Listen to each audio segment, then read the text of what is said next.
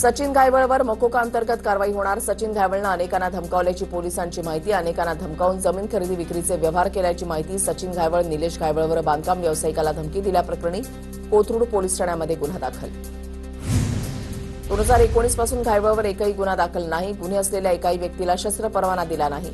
परवाना पोलीस आयुक्तांच्या सहीनंच मिळतो. योगेश कदमांचं स्पष्टीकरण. सचिन घायवळला पुणे पोलिसांनी शस्त्र परवाना दिलाच नाही. शस्त्र परवान्याची फाईल आयुक्त कार्यालयामध्ये पडून योगेश कदमांचा आदेश पुणे पोलिसांनी पाळला नाही. सूत्रांची माहिती.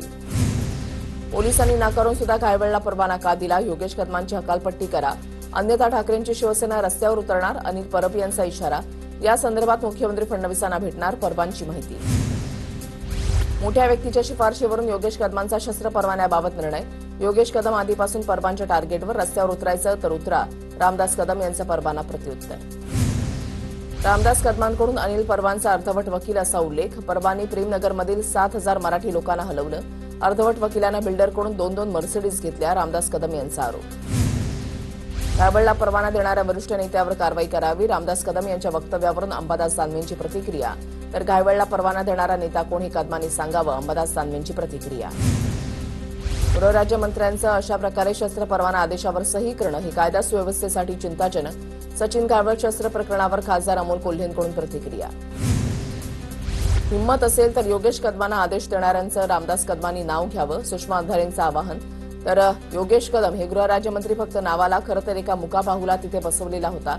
सुषमा अंधारेंचा हल्लाबोल. निलेश घायवळ राम शिंदेंचा निकटवर्तीय. त्यांच्या सांगण्यावरून बंदुकीचा परवाना दिला असावा. आमदार रोहित पवारांचा आरोप. निलेश घायवळ अहमदाबाद एअरपोर्टवरून लंडनला गेला. धाराशिवच्या काही नेत्यांनी घायवळला मदत केल्याची चर्चा. रोहित पवारांची प्रतिक्रिया. तुर्तास निलेश घायवळ विषयावर बोलणार नाही. 2 दिवसांमध्ये परदेशातून मुंबईत पोहोचल्यावर भूमिका स्पष्ट करणार. विधान परिषदेचे सभापती राम शिंदेंची प्रतिक्रिया.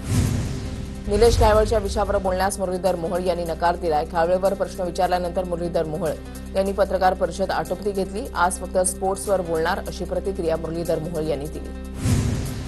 गुंड निलेश घायवळ पाठोपाठाचा भाऊ सचिन घायवळवर देखील मकोका अंतर्गत कारवाई होणार. अनेक लोकांना धमकावून जमीन खरेदी विक्री व्यवहार केल्याची पोलिसांना माहिती मिळाल्यानं मकोका लावण्याची शक्यता. तर बांधकाम व्यावसायिकाला धमकी दिल्याप्रकरणी गुन्हा दाखल. गुंड निलेश घायवळच्या गाड्या जप्त. पुणे पोलिसांनी घायवळच्या गाड्या जप्त केल्या. सचिन घायवळला दिलेला शस्त्र परवाना तत्काळ रद्द करावा. गृहराज्यमंत्री योगेश कदम यांच्याकडे रवींद्र धंगेकरांची मागणी.